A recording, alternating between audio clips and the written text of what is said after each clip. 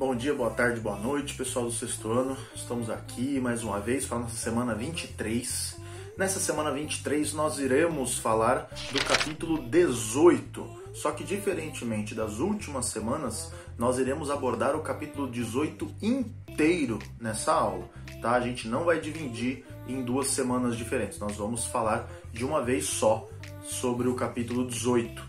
E sobre o que fala o capítulo 18? Ele fala sobre as nossas heranças culturais dos gregos, especificamente dos gregos. Então a gente vai falar sobre a história, a filosofia, as ciências naturais, medicina, matemática, sobre a religião, muito brevemente sobre a religião novamente, e por fim sobre a cultura grega, o que chegou até nós, o que existe até hoje na nossa sociedade, que deriva diretamente, de alguma forma, da civilização grega.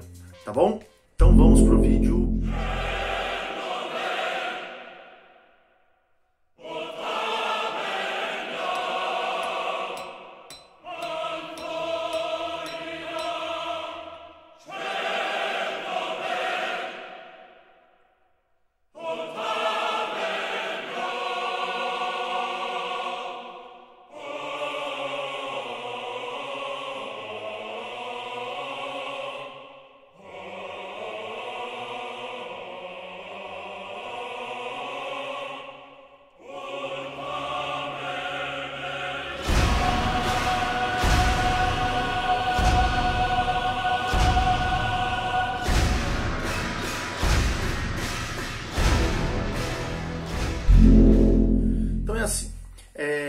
O primeiro ponto que a gente vai abordar fala sobre a história da Grécia Antiga. Como assim? Na verdade não é sobre a história da Grécia Antiga. É como a nossa visão sobre a história atualmente é influenciada pela visão da história que surgiu na Grécia Antiga. Como assim, professor? Até a Grécia Antiga, os nossos antepassados, as civilizações mais antigas, elas não tinham um registro histórico como nós conhecemos hoje, para a gente registrar a história, aconteceu esse evento no ano tal. Não, todos os registros que ocorriam eram registros muito diretamente vinculados ao dia a dia das pessoas. E não que isso não seja história, mas isso não tinha a intenção de ficar para a posteridade. Durante a Grécia Antiga, surgiram os primeiros, que nós temos notícia, os primeiros seres humanos empenhados em registrar acontecimentos históricos da vida deles para a posteridade. Então a gente tem o principal, o primeiro, o mais importante, considerado até hoje o pai da história, é Heródoto de Halicarnasso. Halicarnasso é a cidade de onde ele vinha. E o Heródoto, ele tem inúmeros relatos históricos que são utilizados até hoje. Alguns dos relatos do Heródoto são algumas das principais fontes históricas que nós temos sobre a Grécia Antiga. Ele relatou uma série de eventos históricos nos seus escritos, mas os escritos dele eles não tinham somente um caráter histórico, eles também tinham um caráter filosófico, fazia refletir sobre algumas coisas. Ele misturava os relatos históricos com relatos mitológicos, com relatos filosóficos. É muito importante a figura do Heródoto para a história, e ele era grego. Nós temos também Tucídides, ele foi um historiador que relatou a história da Guerra do Peloponeso, e ele tinha um processo historiográfico, digamos assim, muito interessante, já bastante parecido, de certa forma, com o que os historiadores fazem hoje, porque ele colocava os relatos dele, da vivência dele. Ele foi um soldado na Guerra do Peloponeso, mas ele também buscava relatos de muitas outras pessoas, buscava investigar as diversas visões diferentes que os envolvidos naquele evento que ele tentava relatar, as impressões que cada um dos envolvidos tinham, para que ele conseguisse dar um relato mais completo, mais correto da realidade. Agora no campo da filosofia. A filosofia, se eu pudesse, eu ficaria aqui muitos e muitos minutos falando, quem sabe horas, porque a filosofia grega ela é a base inicial de toda a filosofia ocidental. nessa perspectiva da filosofia grega, nós temos alguns dos maiores filósofos conhecidos pela humanidade hoje, são filósofos gregos da época em que nós estamos estudando. Alguns dos mais importantes. O primeiro filósofo considerado, o primeiro filósofo foi Tales de Mileto. Ele vinha da cidade de Mileto, ele tinha uma série de reflexões, digamos assim, ele foi um dos primeiros, provavelmente o primeiro que nós temos notícia até hoje, homem a tentar entender a sua própria realidade sem depender totalmente dos mitos, da mitologia, tentando buscar a compreensão da própria realidade através da razão. E nós temos os três filósofos mais conhecidos e importantes da filosofia grega, que são Sócrates, Platão e Aristóteles. Esses três caras são estudados até hoje de forma extremamente profunda e intensa pelas ideias que eles professavam. O Sócrates, ele tinha uma reflexão, ele foi, digamos assim, um dos pais da filosofia, ele tinha uma reflexão de que a razão ela era extremamente importante para que a gente conseguisse enxergar a realidade. A realidade ela só estaria completa, só seria visível através da razão, de verdade. Se a gente tentasse interpretar a realidade através das nossas emoções, a gente teria uma interpretação muito errada.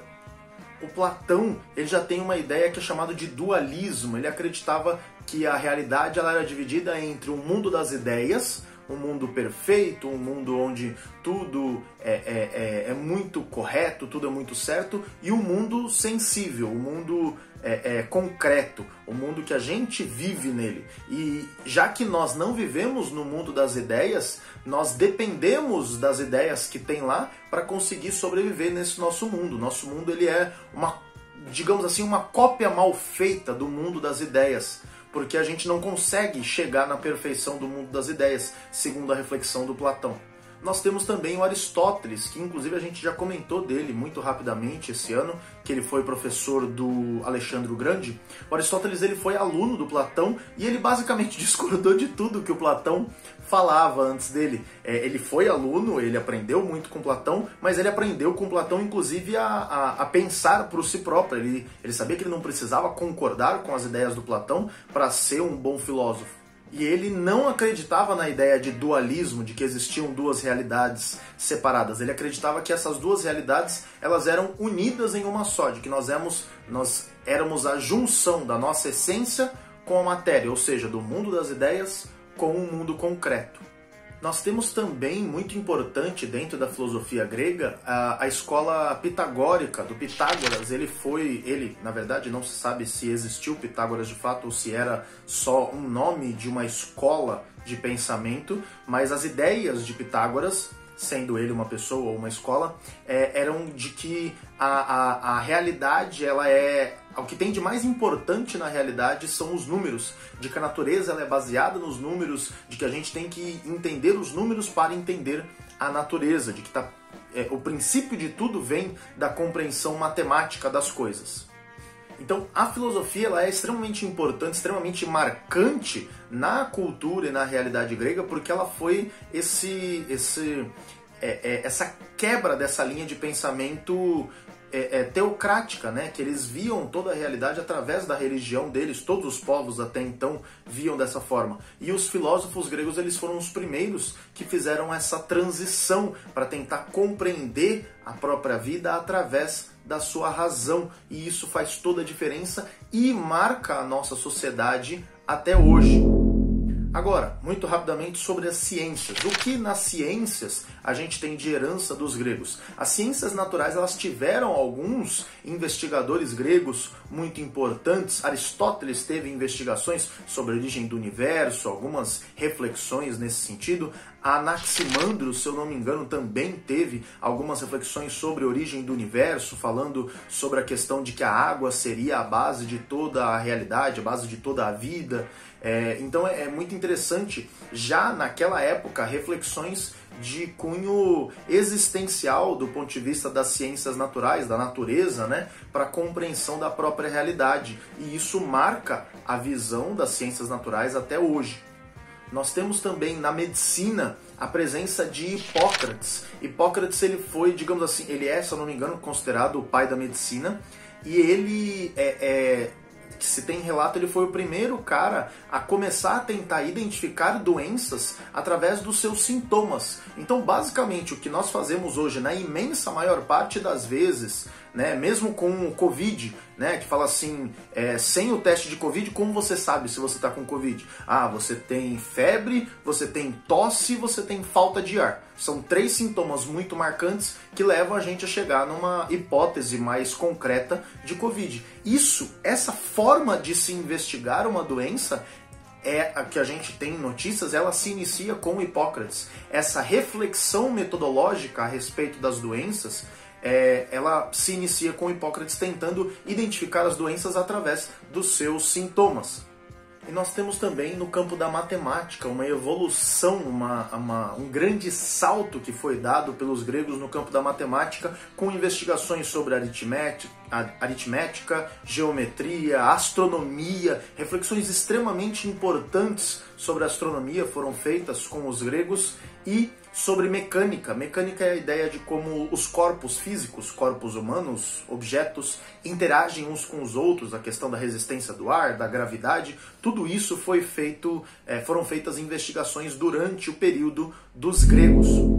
Sobre a religião, a gente já falou bastante sobre a religião dos gregos, mas eu acho que vale a gente ressaltar ainda que hoje a gente tem uma herança muito marcante da religião grega, que são os Jogos Olímpicos. Os Jogos Olímpicos, eles eram eventos feitos pelos gregos em forma de culto aos seus deuses. Eles paravam as guerras, eles paravam tudo que estava sendo feito para que eles fizessem as competições esportivas em forma de culto aos seus deuses. Então as Olimpíadas que nós temos até hoje, elas são uma herança, de certa forma, direta ou indireta, depende de como a gente refletir, da religião grega. E por fim, nós temos a questão da cultura. Na cultura, tem 2 pontos muito importantes da cultura grega que tem presença muito grande, muito presente até hoje. É a questão das artes como um todo, tá? Então, arquitetura, pinturas, músicas e esculturas, e a questão do teatro especificamente. Mas vamos falar primeiro das artes. No campo das artes, nós temos primeiro a questão da arquitetura. A arquitetura grega, ela está presente fisicamente, alguns dos projetos arquitetônicos, das construções arquitetônicas gregas estão presentes de pé, né, até os dias de hoje. Principalmente o Partenon, digamos assim, pelo menos na minha impressão, o mais marcante, que era um templo para Atenas. Nós temos também algumas das construções antigas de estádios, de teatros gregos que estão presentes fisicamente de pé até os dias de hoje, e são influências arquitetônicas muito importantes dentro da arquitetura enquanto ciência, enquanto disciplina de conhecimento humano até os dias de hoje. E eu posso relatar de forma mais intensa, digamos assim, a questão das esculturas. As esculturas gregas foram extremamente importantes como influência para o chamado renascimento cultural que veio lá por volta do século XIV, XV, XVI na história da Europa. As esculturas gregas, elas eram um grande ideal de beleza, de arte, de reflexão sobre a realidade que os europeus fizeram nos séculos XIV, XV e XVI da Europa, e estão presentes até hoje. Tem muitas esculturas gregas que existem até os dias de hoje.